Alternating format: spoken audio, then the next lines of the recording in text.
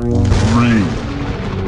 2, 1. They teach you in Sunday school that Jesus Christ himself was a radical feminist. The American flag is such a complicated symbol for most of us. God is non-binary. You can't call yourself a Christian and reject the stranger seeking asylum at our southern border. Our trans community needs abortion care too. Modern science obviously recognizes that there are many more than 2 biological sexes. In fact, there are 6. Prophetic voices like Jesus have helped me reckon with my own whiteness. Our southern border should be like our front porch.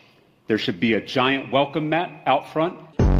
We are trying to fundamentally change the politics in this state and in this country. No need to sit and cry over, your whiteness or your masculinity.